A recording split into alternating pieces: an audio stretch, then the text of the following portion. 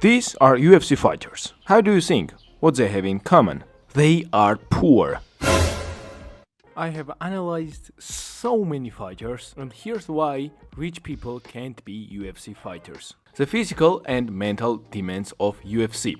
To understand why the ultra wealthy avoid the UFC, we first need to look at what it takes to be a fighter. UFC fighters endure some of the most grueling training regimes in the world. They push their bodies to the limit, facing the constant risk of injury. It's a path that requires extreme physical endurance, mental toughness, and high tolerance for pain. I mean, that's just the way it is. It's 24/7 in my head. I always think about it. I'm always down. I don't do anything else. Even with all their resources, wealthy individuals often lack the necessary physical conditioning and mental fortitude. Therefore, they are less likely to endure the same intense training that fighters from humble backgrounds go through. For instance, fighters often train for hours each day, mastering various martial arts, strength conditioning, and endurance exercises. This kind of dedication is hard to maintain without a deep-seated passion for the sport. Take Charles Oliveira, for example. He grew up in poverty in Brazil, where he started training in jiu-jitsu as a way to escape his circumstances. But even if a rich person decides to take on the challenge, they face another major obstacle: the risk factor. UFC is inherently risky. Fighters often sustain serious injuries, from broken bones to concussions. These risks are part of the sport, but they come with significant long-term consequences. For example, fighters like Anderson Silva and Chris Weidman have faced career-threatening injuries in the Octagon. For someone who has grown up in a life of privileges, the idea of risking their health and well-being for a career in the Octagon might seem not only unappealing, but downright reckless. Therefore, they are likely to avoid such dangerous endeavors. Even the possibility of chronic issues like CTE, chronic traumatic encephalopathy, I can say that word, it's enough to deter someone who does not need to fight to survive. Look at fighters like Khabib Nurmagomedov and his teammates from Dagestan.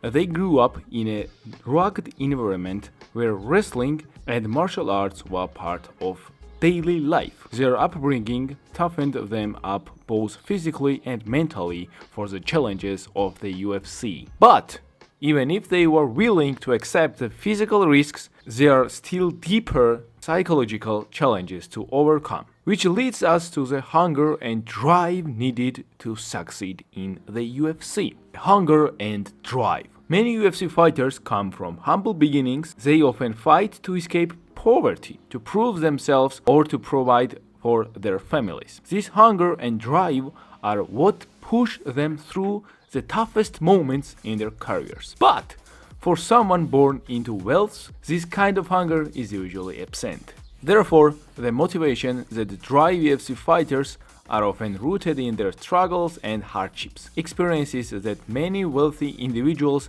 have never faced. Take the story of Conor McGregor, who was once on welfare before making it big in the UFC. His background provided the fuel for his ambition and tenacity in the ring. Without this burning desire, the grueling path to becoming a UFC fighter lacks the same sense of urgency and purpose. Take the story of Giga Chikadze from Georgia, who fled political turmoil to pursue his dream in the UFC. His determination and resilience are a testament to the power of person's struggle in shaping a fighter's career. But let's assume a wealthy individual has the physical and mental toughness and even the drive. There remains another critical barrier: social stigma. There's also a social aspect to consider. In many high society circles, pursuing a career in a professional fighting is seen as undefined or even barbaric. The wealthy often prioritize maintaining their social status and adhering to social expectations. But a career in UFC fighting does not align with the polished image that many affluent individuals strive to maintain.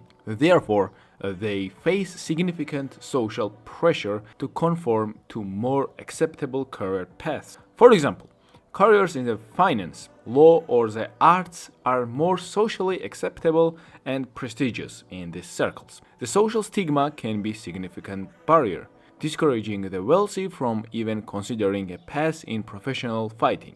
Consider Ronda Rousey, who despite her success in MMA faced criticism and stereotypes because of her sport. Even today, female fighters like Amanda Nunes struggle with perceptions that fighting is not a proper pursuit for women, let alone wealthy women.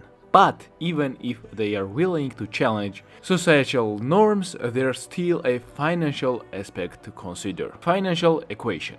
Let's not forget the financial aspect. While successful UFC fighters can make substantial money, the earnings often pale in comparison to what wealthy individuals can make through other ventures. For instance, a billionaire can earn more through investments and business deals in a month than a UFC champion might make in a year. But for someone who is already rich, the financial rewards of UFC fighting may not justify the physical and mental toll it takes. Therefore, the return on investment, both in terms of money and personal sacrifice, simply does not add up for those who already have financial security. Additionally, the high cost of sustaining a fighting career, including trainers, medical expenses, and travel, might not seem worth it when other ventures offer higher returns with less personal risk. In conclusion, the world of UFC fighting and the world of the ultra-wealthy are miles apart.